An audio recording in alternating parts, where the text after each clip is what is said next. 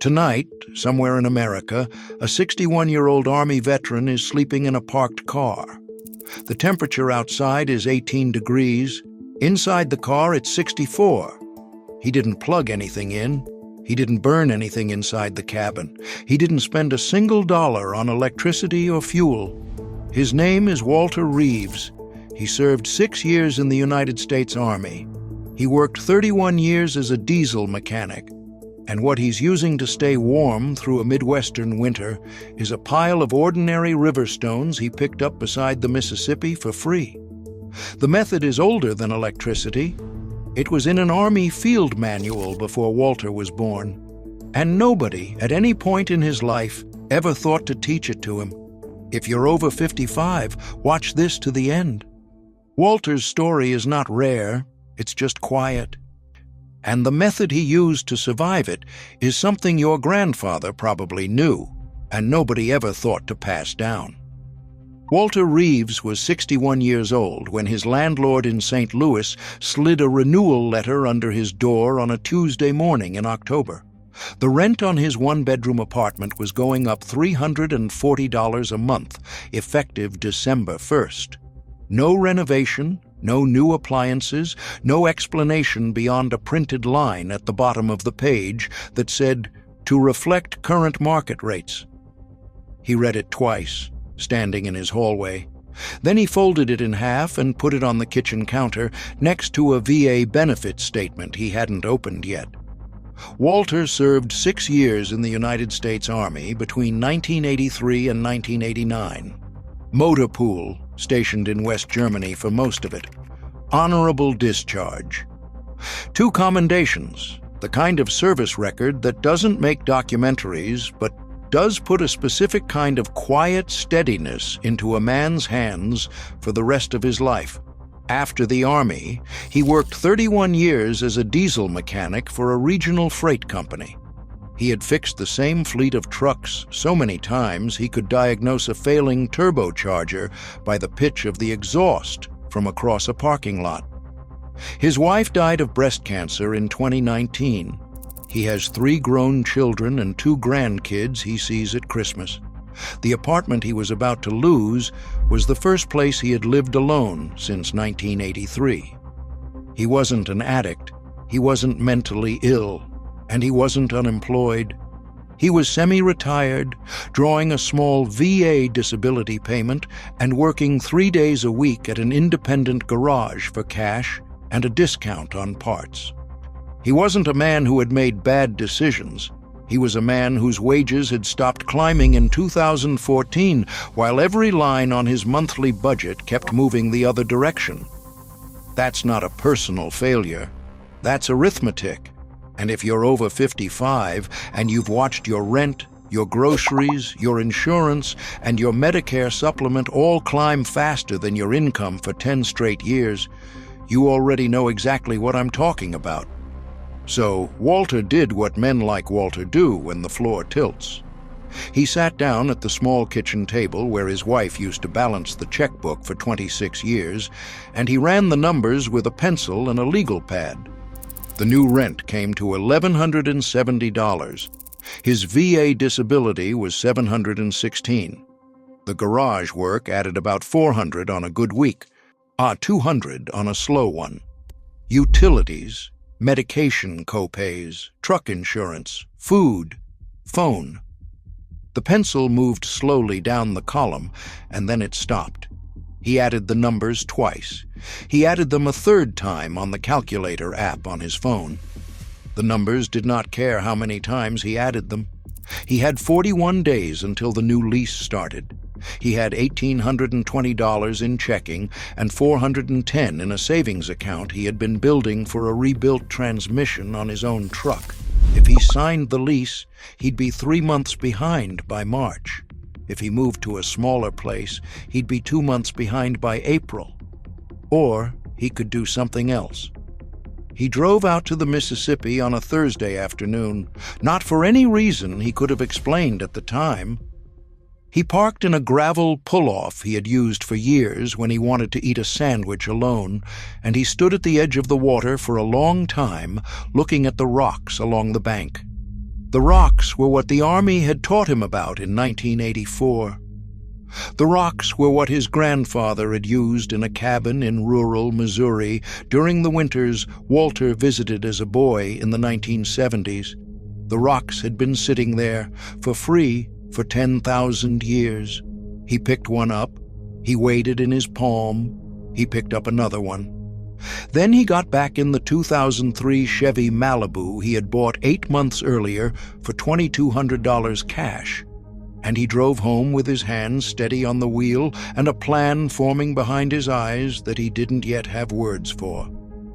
He didn't know yet that he would spend the next 8 months of his life in that Malibu.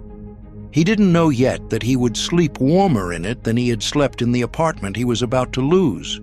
He only knew that the rocks were free, that he remembered the method, and that the math on his kitchen table had finally told him the truth about what the next chapter of his life was going to look like. On December 1st, Walter did not renew the lease. He loaded a duffel bag of clothes, a camp stove, a cooler, 2 sleeping bags, a headlamp, a small metal pail, and 28 pounds of smooth river stones into the Malibu. He paid the prorated last month's rent, handed the apartment keys back to the property manager at 2:40 in the afternoon, and drove out of the parking lot without looking in the rearview mirror. He had just become one of a number the federal government tracks, but almost never discusses honestly in public. The Department of Housing and Urban Development counted more than 32,000 homeless veterans in America on a single night in January 2024. Roughly 40% of those men and women were over the age of 55. A meaningful share were employed in some form. The shelter system caught almost none of them. They were in cars, in trucks, in vans, in sedans, parked in lots, exactly like the one Walter was about to become an expert at reading. The veteran homelessness crisis this country declared mostly solved in 2016 never actually closed. It shifted. It moved into parking lots. Here is the specific math that pushed Walter into the Malibu. Median rent in the St. Louis metro area rose roughly 41% between 2014 and 2024. The VA disability rate for Walter's rating, adjusted for cost of living increases across that same decade, rose about 29%. The gap between those two numbers is where his apartment went. The gap is also where thousands of other men like him are currently sleeping tonight. They are 62, 67, 71 years old. They raised children. They paid taxes. They served. And the system that was supposed to catch them either ran out of money or built a different catcher for a different kind of crisis. This is not Walter's fault. The failure was never his. If you have felt the specific airless sensation of watching rent eat a budget you used to be able to close, if you have done the same math at your own kitchen table and seen the same impossible answer, you are not imagining it.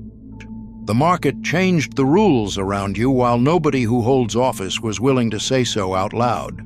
Municipalities responded to the consequences the same way they always do. Between 2006 and 2019, ordinances restricting overnight vehicle dwelling in American cities rose by more than 200%. The law in most jurisdictions did not expand shelter capacity. It did not build transitional housing for veterans. It wrote tickets to the Walters. The legal system was working exactly the way the political apparatus needed it to work, to keep the crisis invisible. If any of this is landing, drop a note in the comments about what your rent is now compared to 5 years ago. Not to vent, just to mark the data point. The rest of this story is the part most people never hear. Most people never get close enough to a man like Walter to ask how he actually made it through the winter. Walter made it through the winter with rocks. The method is older than central heating. It is older than the combustion engine. The Romans used heated stone and masonry to hold warmth in bathhouses across an empire. Scandinavian farmhouses packed soapstone around hearths to release stored heat through the long northern nights. cowboys on the American plains slept with flat river stones warmed in the coals of a campfire and tucked at the foot of a bedroll. The U.S. Army Field Manual Walter trained under in 1984 taught the same thing in a section on cold weather bivouac improvisation that most soldiers forget the week after they pass the test. Walter did not forget. Something about the way his grandfather had used the method in rural Missouri in the winters of Walter's boyhood had filed it in a different drawer. The physics is simple, and this is the part that matters most. A dense river rock holds roughly 4 to 5 times more usable heat per pound than an equivalent volume of air, and it releases that heat slowly over 6 to 10 hours, depending on size and insulation.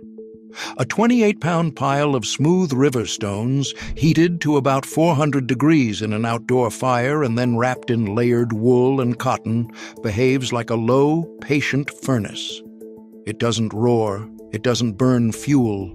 It radiates a long, even heat that drops gradually through the night, while your body is inside a sealed, insulated sleeping bag 3 feet away. You don't notice when the stones cool. You only notice at 4 in the morning that you are still warm. Walter sourced his stones from the Mississippi riverbank that first Thursday afternoon, and then twice more across the first 2 months. He selected for density and shape. He wanted smooth, rounded stones between 3 and 6 pounds each, roughly the size and weight of a brick, with no visible cracks and no porous surfaces that could trap moisture and fracture under heat. Cracks are the thing that can hurt you. A porous or cracked stone, heated over an open flame, can hold pockets of water and split violently. He tested each stone before he used it by striking it firmly against another and listening for the clean, tight ring of dense, igneous rock. A dull sound went back in the river. That quality control step is non-negotiable, and it is the first of 3 safety protocols in this method. He did not heat the stones inside the Malibu. He heated them outside, always, in a small rocket-style fire pit he built in the gravel lot behind a sympathetic mechanic friend's garage on the north side of town, using scrap hardwood from pallet ends the garage threw out every week. Heating time was about 90 minutes to reach a surface temperature where the stones could no longer be touched without gloves, and an interior core that would hold heat for roughly 8 hours. He used a pair of welding gloves and a small steel pail to transfer them. He wrapped each stone first in a wool Army surplus blanket, then in 2 layers of heavy cotton towel. Unwrapped stones at that temperature will burn skin on contact and can melt automotive interior plastic in under 90 seconds. Wrapped properly, they become a slow, radiant source that is safe to sleep beside. Here is exactly how Walter placed them inside the Malibu every single night. 1 stone went at the foot of the sleeping bag, 4 to 6 inches from his socks, but never touching them. 1 stone went at the small of his back when he lay on his side, positioned between 2 folded cotton towels on the bench seat, so it radiated into his lower spine, where the body loses heat fastest. 2 smaller stones went in a ventilated metal bread box on the floorboard of the passenger side, where they warmed the cabin air from the lowest point in the vehicle and convected upward through the night. He never put a stone against bare skin. He never put a stone on any synthetic fabric. He never put a stone on the dashboard or any plastic surface. Those 3 rules are the second safety protocol in this method. The third protocol is the one that saves a life.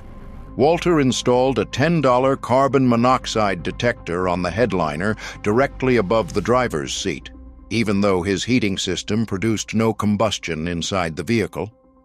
He installed it anyway because the Malibu was parked at various points across the winter next to idling delivery trucks, near restaurant exhaust vents, and in enclosed hospital parking structures where other vehicles' emissions could accumulate.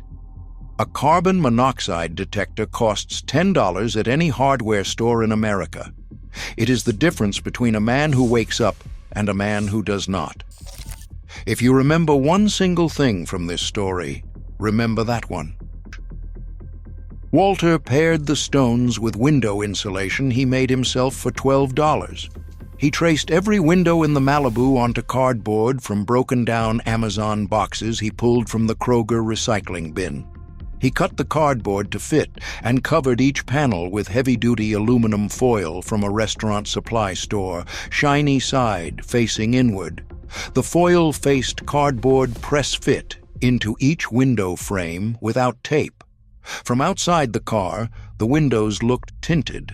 From inside, body heat and stone radiation bounced off the reflective surface and stayed in the cabin, instead of bleeding through the glass into the January night sky. That single modification raised the baseline interior temperature by about 15 degrees on a 20-degree night. Combined with the stones, the cabin held steady between 56 and 64 degrees through the coldest stretches of the Missouri winter. Hygiene was a Planet Fitness black card at $25 a month. Showers, bathrooms, charging outlets, wireless internet, 24-hour access at 3 locations within 12 miles of the lots he rotated through. Every morning at 5:15, before the first wave of 6 a.m. commuters, Walter showered, shaved, and walked out looking like a man who had slept in a bed. Food was $38 a week. A small cooler, a camp stove used only outside the car, canned beans, eggs, oatmeal, apples, coffee from a gas station thermos refill program. He moved the Malibu every 2 nights without exception. Kroger lots, hospital parking structures, hotel rows, the back corners of 24-hour fitness centers. He arrived after 9 p.m., left before 6:30 a.m., and never used the same lot twice in a week. So why did a 61-year-old honorably discharged Army veteran with steady federal benefits have to teach himself the Roman Hippocaust to survive a Midwestern winter? 3 reasons, and none of them are complicated. First, the post-2014 rental market in mid-sized American cities decoupled from local wages and from the federal benefit structure, and nothing in federal policy moved to close that gap. Second, the HUD-VASH voucher system, the specific program designed for men in Walter's exact situation, is underfunded and slow enough that by the time a voucher arrives, the recipient has already found an alternative or died waiting. The wait list in most major American cities in 2024 ran between 14 and 26 months. And that is the response time of a system the country has publicly declared to be a success. Third, municipal law responded to vehicle dwellers with ordinance and enforcement instead of shelter capacity. That did not reduce the problem, but it did make surviving the problem a quieter, more invisible act. If you are standing where Walter stood, or if someone you love is approaching that edge, here is the short list that matters. Window insulation first. Cardboard, aluminum foil, $12, one afternoon. Thermal mass, second. Smooth, dense river stones, no cracks, heated outside the vehicle in a safe fire, wrapped in wool and cotton, never placed on skin or plastic. Carbon monoxide detector, third, non-negotiable, $10. Those 3 things form the skeleton of a survivable cold-weather setup built for under $40 total, provided you already have a vehicle and a sleeping bag. Everything beyond that is refinement. Walter lived in the Malibu for 8 months. He saved almost every dollar of his VA disability and his garage income because no rent was bleeding it away. In late July, a HUD-VASH caseworker he had filed with in December finally returned his call. His voucher had cleared. He signed a 12-month lease on a small 1-bedroom near the river on the second Monday of August, drove the Malibu to the building and put a key into a lock with his name on the mailbox beneath it. The stones went into a canvas bag in the back of the closet. He kept them. He told his caseworker, when she asked, that he was keeping them in case anyone he knew ever needed to borrow them. Walter was not a victim, though the system victimized him completely. He was not broken, though every mechanism designed to catch a man in his situation was either at capacity, underfunded, or built for someone whose crisis looked different than his. He was a man who took a rent increase, a diesel mechanic's patience, and a method the Army taught him 41 years earlier, and he built a shelter inside a machine the rest of the world had stopped looking at. The stones had been sitting by that river for 10,000 years. The method had been in a field manual since before he was born. The knowledge was never lost. It just never got handed to the people who needed it most. That is the shape of this country's quiet failure. That is the villain in this story. That is what men like Walter have always done when the floor tilts and no one catches them. This channel exists to find the things that fell through the cracks of a system that was supposed to catch them. The real methods, real people engineered under real pressure when the world offered them nothing else. If that mission matters to you, subscribe. Tell us in the comments what you want us to investigate next. Somewhere, tonight, another man or woman is figuring something out in a parking lot the rest of the world drove past without noticing. The rest of us deserve to know.